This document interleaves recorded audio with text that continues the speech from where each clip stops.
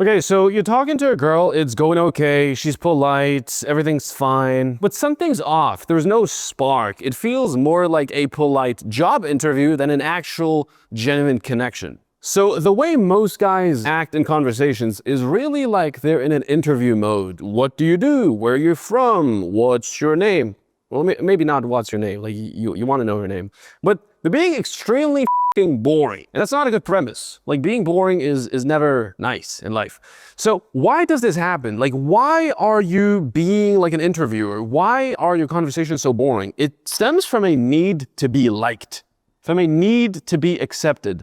And the problem when you actually have that craving, that need to be liked and accepted is you turn into interview mode and there's no polarity, there's no spice in the conversation. And one thing that all of my friends when I was back in high school told me, like I was never the kid who got bullied and put fucking trash cans and had no friends. That was not me. I'm not going to tell you that story.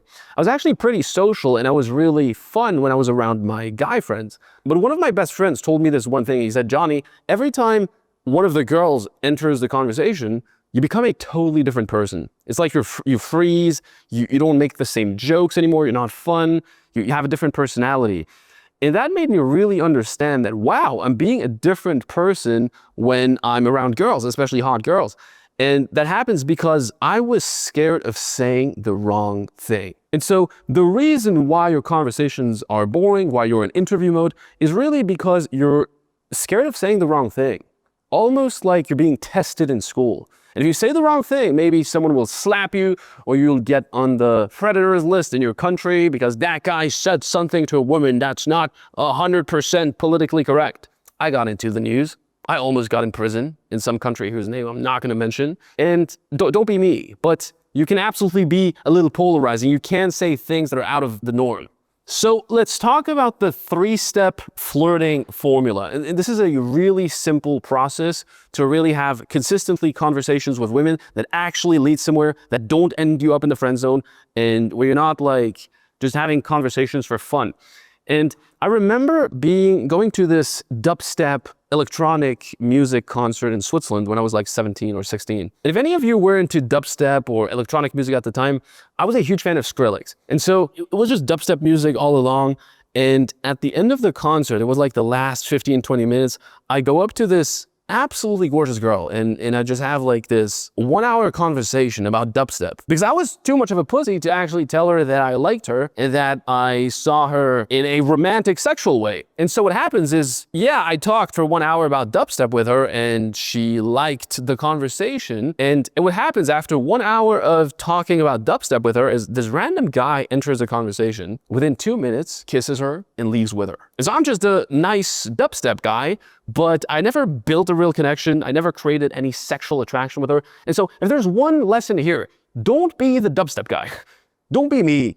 Like, don't have conversations that don't lead anywhere. So how does this actually look in practice? And this is what I call the 3-step flirting formula. The first step, and this is absolutely key, you want to tease and not please. So from the start, you want to install some flirty, bantery vibe where you're basically just teasing her, you're having fun. So I'll give you an example. If you ask a girl what she does, oh, so what do you do? And she tells you, I don't know, I'm a graphic designer. You could be like, oh, that's cool. I'm a software developer. And then she's like, oh, that's cool. Off. End of the conversation. Boring. Now, let's say I ask the same question. Hey, so what do you do? Oh, I'm a graphic designer. Oh, so you basically pretend to be working in cafes. I'm not insulting her. I'm lightly teasing and making a slight joke about what she does. And if she's not totally weird, she will laugh and it's going to make the conversation super flirty. Now, the second step to really have flirty conversations is by doing what I call statements over questions. So instead of asking a girl where she's from, so let's take the same example.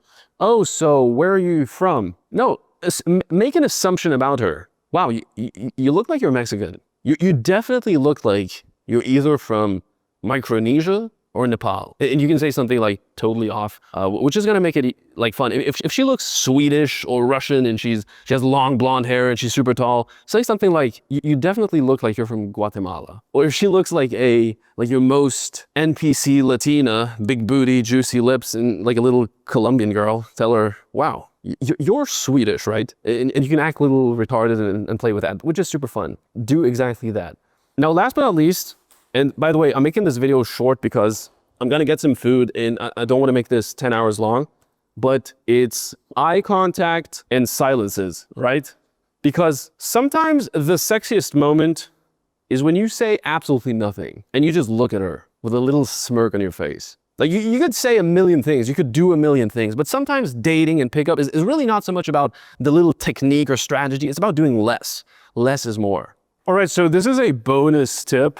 And what you want to do is mix playful and direct. Now, what do I mean by that? When you mix teasing with moments of truth, it creates emotional spikes. So I'll give you an example. You can tell a girl something like, I can tell you're trouble, but I like that. Or, you seem dangerous. I should walk away, but I kind of want to stay.